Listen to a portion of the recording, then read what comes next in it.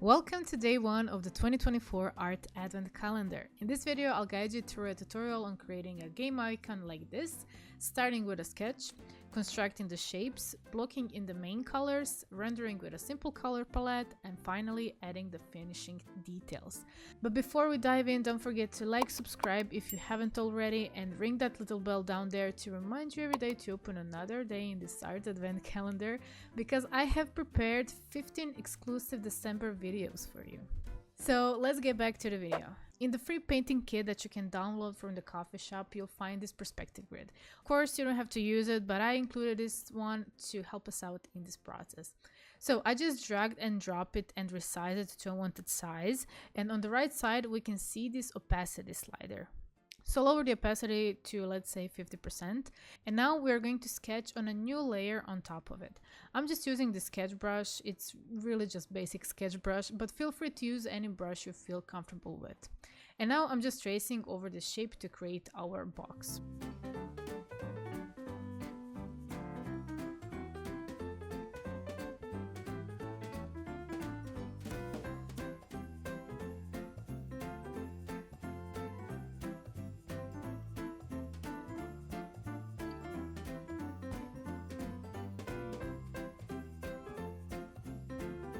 Here we can see these middle lines that can help us determine the size of the ribbon, which we're gonna sketch now. And if we didn't have these lines already, the easiest ways to find the center of a box is to draw an X. This may seem like a constructing more than loosely sketching, but this is a great way to draw in the right proportions. So now I'm following the perspective using the middle line and drawing the ribbon.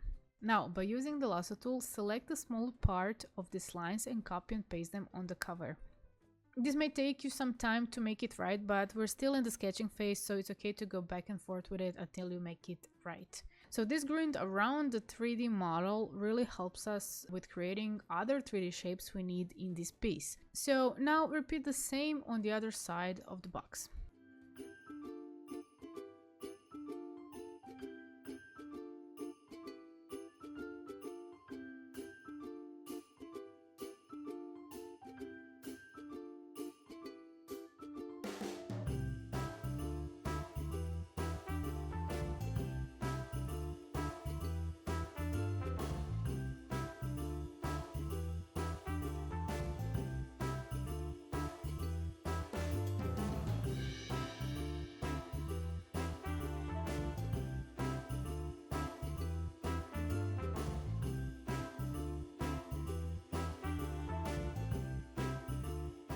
To connect and sketch the ribbon on the cover of the box, just duplicate these lines and by holding Shift on the keyboard, select the layers and merge them with Ctrl E, because we really don't need some extra layers with only lines on it.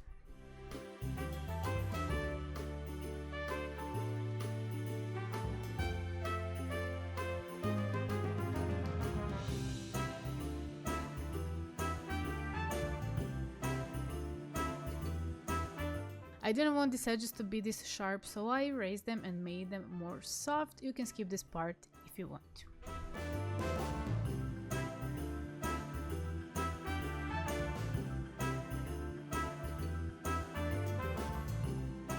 Now it's time to make the ribbon bow. This part can be a little bit tricky, but just keep in mind to follow the perspective grid. Okay, so we're going to sketch it on a new layer. So turn off the first sketch layer to see shapes better. You don't have to do that if you don't want to, but it's more clean this way. So by following the grid, sketch a small box in the middle of the cover. So this little X on the top can really help us to determine the middle of this top part. So this will guide us to sketch the middle part of the bow. Remember that everything can be transformed into simple geometrical shapes first to better fit in perspective and to be sure that we constructed that right. So now that we have fundamentals, we can sketch the rest of the bow. Again, we have a grid and direction of it, so simply follow it to sketch top of the bow. Okay, now we need to follow this other direction and finally do the same on the other side to connect this shape. And here I'm just showing you that this also can be a simple box in perspective before defining the final shape.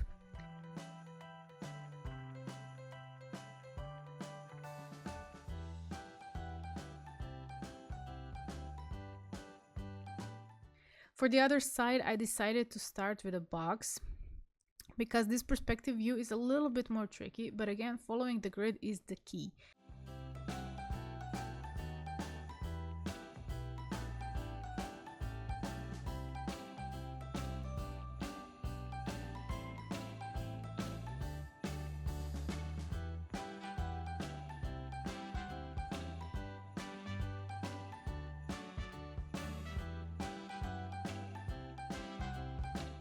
So to define the final shape and move on from this construction we just created, sketch the bow on a new layer.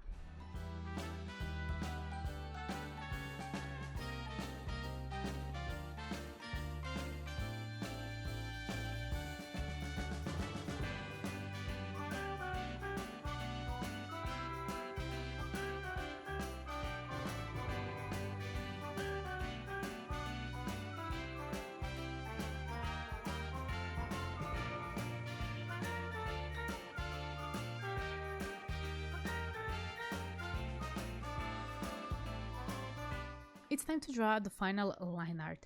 I recommend not skipping this step because it will help us later with coloring, but if you feel more comfortable with getting straight to coloring, you can skip this step.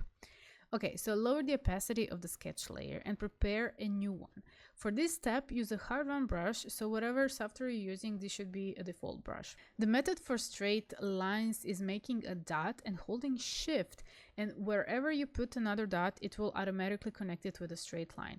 So lower the size of your brush to 5 pixels and make the box line art. Some parts, like the edges of the ribbon and the whole bow, must be free-handed. So I did these parts on a separate layers so I could erase the excess parts more easily. And at the end, select all layers and again, merge them.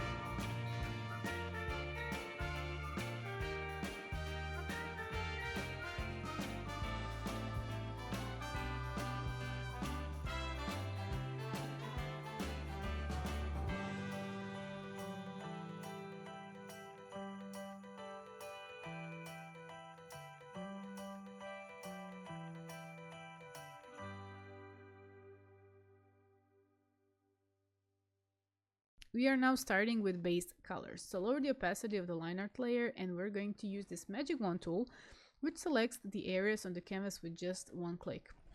So by clicking in the empty spaces, it selects from edge to edge, but doesn't select the lines.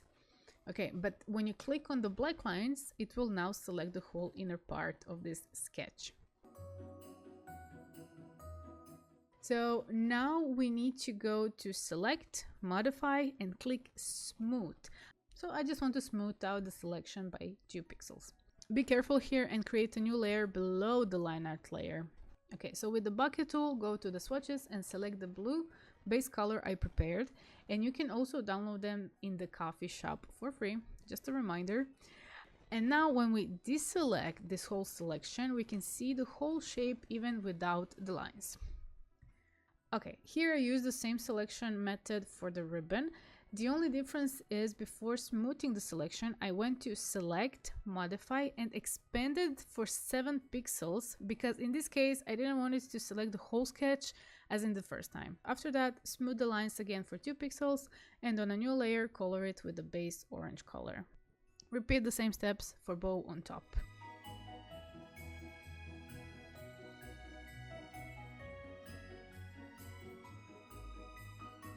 And we are moving to the next step, and I like to call this one layering step because we are going to create a lot of layers. Okay, so above the box layer, create a new one, and while holding Alt on the keyboard, you'll see this little arrow between these 2 layers, okay?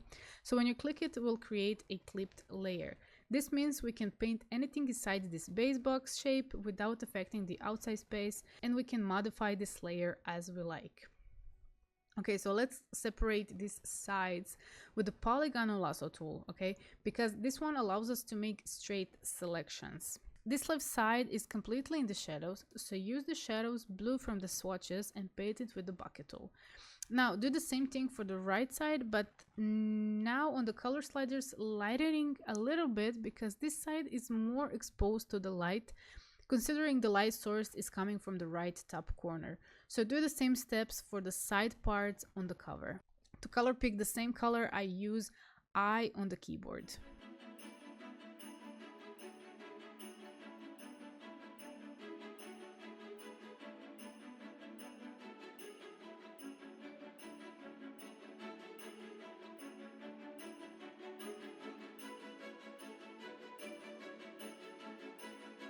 The steps are the same for the ribbon part. I just want to know that I wasn't happy with the orange shadow color you see here in the video, so I deleted it and included the new one for you to download. Okay, and don't forget to rename the layers so you don't get lost later. My way of naming layers is simple as left and right and top left and top right, but feel free to name them as you wish. Here's also one quick tip. If you're drawing something for a commission, get used to naming your layers because you can lose a lot of time going back and forth with a client and fixing certain parts if they're not separated. So yeah, name your layers and separate parts on your piece.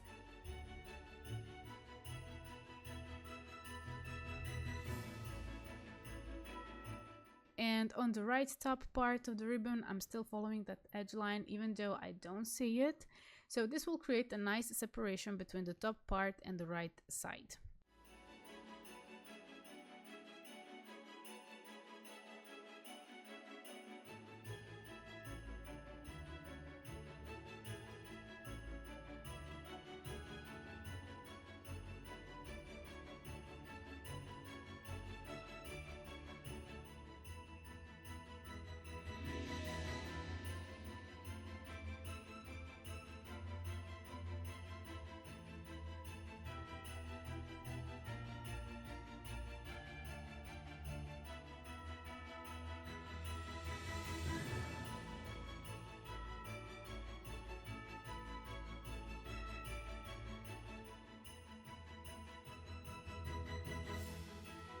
Now we're moving on to gradients. So gradients are my favorite part of the rendering because here we get to create a more three-dimensional look on a 2D flat surface. So go back down to the box shape and select the left layer.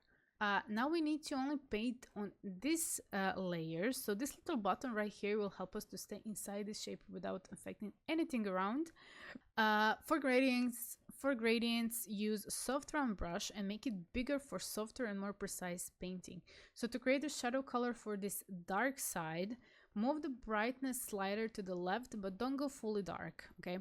And slightly paint near the edges to create this separation. Repeat the same steps for the rest of the box. This whole process now is to add shadows where the light source is not affecting the object and highlighting the parts that are exposed to the light. So this gift box is also a great way to practice your shading while thinking about the light source, especially when you can see the three planes of the box.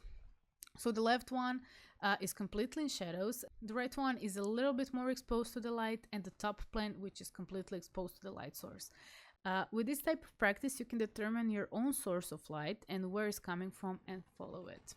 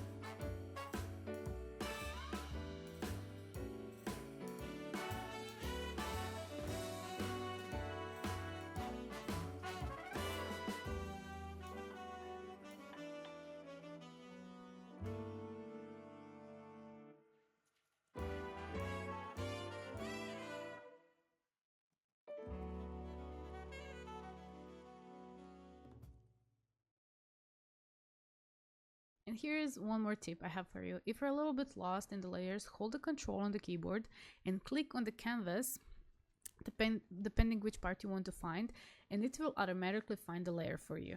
So I'm using that in this step while navigating between different parts. We are simply now continuing to render and defining the whole piece. You can also see me experimenting with the light and how much light should affect the right side.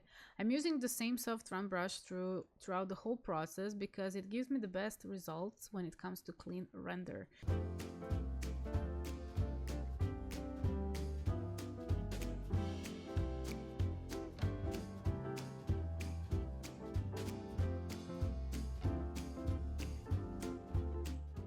Let's move to the bow on top to create some more details. With the lasso tool, select the middle part like this and paint it with a dark shade.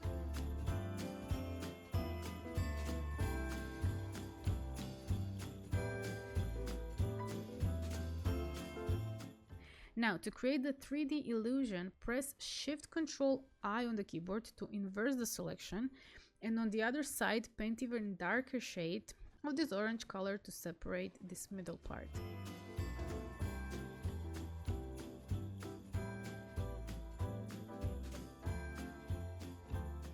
You can see me blend a lot to create these smooth gradients, and another key to achieve this look is to lower the opacity of the brush. I just feel like this gives me more control over blending.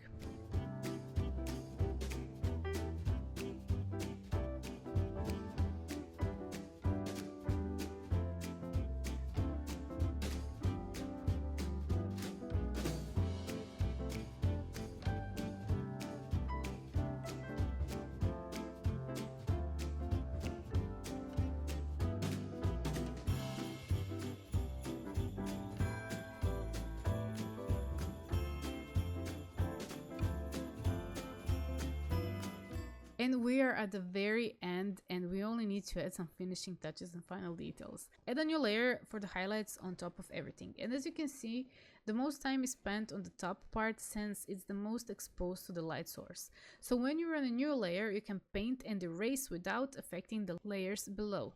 So to create this type of highlights, I just painted some yellow on top and erased the excess on both sides to create this sharper look.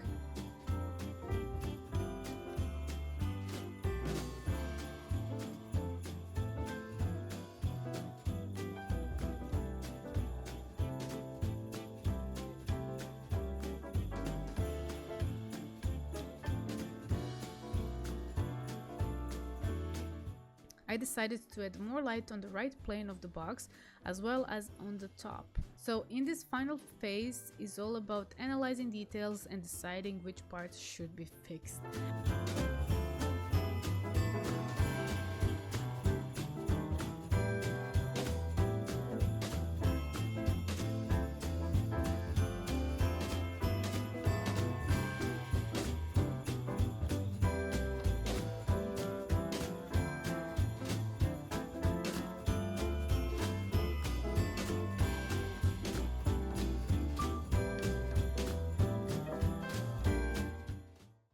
As the very final step, add 2 blending layers on top of everything. One is for the soft light to lighten the highlight colors, and one for the multiply to darken the shadows a little bit more.